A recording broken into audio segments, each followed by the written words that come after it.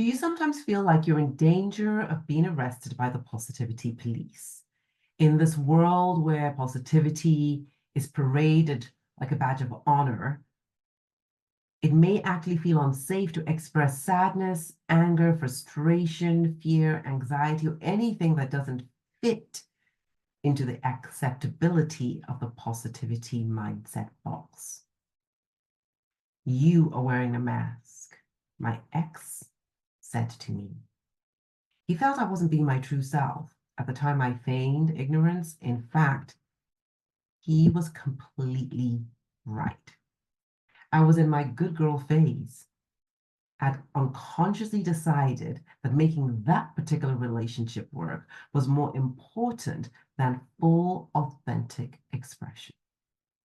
I smiled a lot, even though there was sometimes absolutely nothing to smile about. I remember suppressing anger and any emotions that I did not think fitted into the positivity box.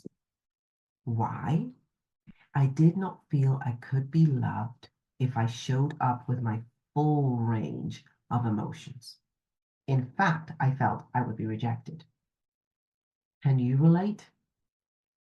My strategy for love was being a good girl. And the first person that I was fooling was myself. To play the good girl, I had to convince myself that I was fine, even when I was not. I disconnected from my true feelings and navigated the relationship with my left brain, which rationalized away things I knew deep within me made my heart sink. Though I'm all about focusing on what you want versus wallowing in self-pity, I also now realize that sweeping your feelings under the carpet is actually a form of resistance. And this leads to these feelings that you don't want persisting for much longer than necessary. The feelings were there. I was simply not dealing with them.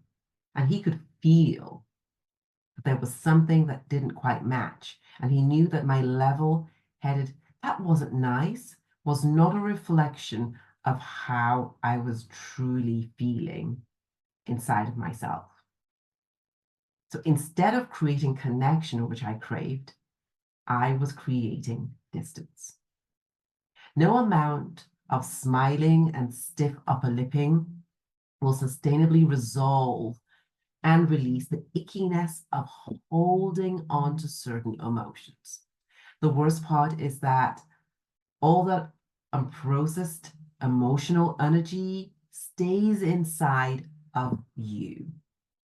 Now imagine food that is undigested for days, months, even years. Imagine the toxicity inside of your body.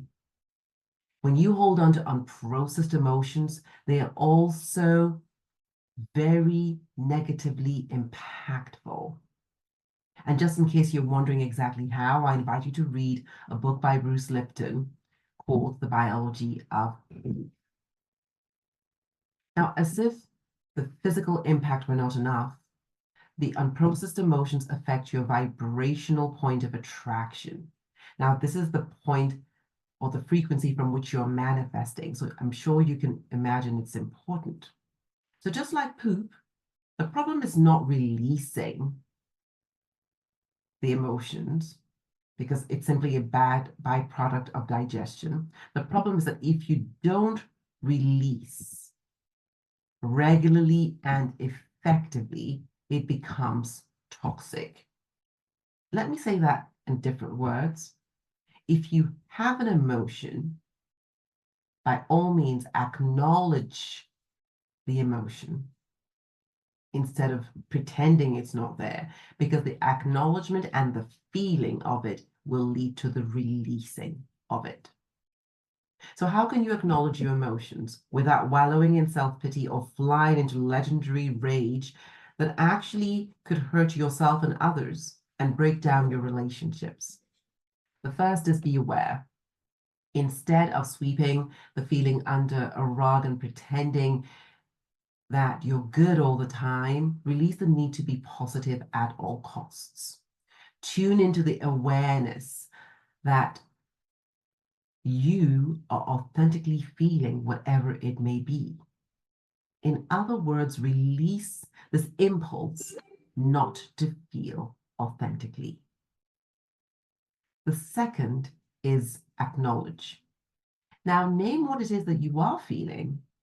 And this may take practice, especially if you spent years disconnecting from your feelings and emotions and saying, I don't care, or it doesn't matter. And this is not a sign of lack of intelligence. Many intelligent, really driven women I know, I would ask them what they think and they knew it. When I asked them how they felt, they stared at me like a deer in front of headlights. And so support yourself in this. Get support in truly being able, one, to be aware, two, to acknowledge how you are feeling. The third is to empathize. Now, feel the emotion, note where it is in your body. Is there a memory? And love yourself enough to be gentle with yourself as you shift without shame or blame.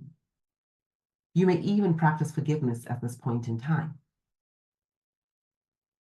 The idea is to feel it so you can heal. The idea is not to feel it so that you can hold resentment as a reason why you are never going to let go. Now, after you've empathized, I invite you to learn. Ask yourself, what did I learn from that experience? Find the gift in the experience and give gratitude for it. And now you're in a position to choose. How would you love to feel instead? Connect with a memory or a vision that evokes the emotion or the feeling that you would desire, and be intentional about what it is that you want to feel. Now, the above allows you to experience and express your low vibrational emotions in a way that, one, promotes personal growth, two, increases authenticity and connection, three, creates space for love, joy, and peace, four, reduces the stress of suppressing emotions. I can assure you it takes a lot of energy. And five, changes your relationship with the past as you shift perspective.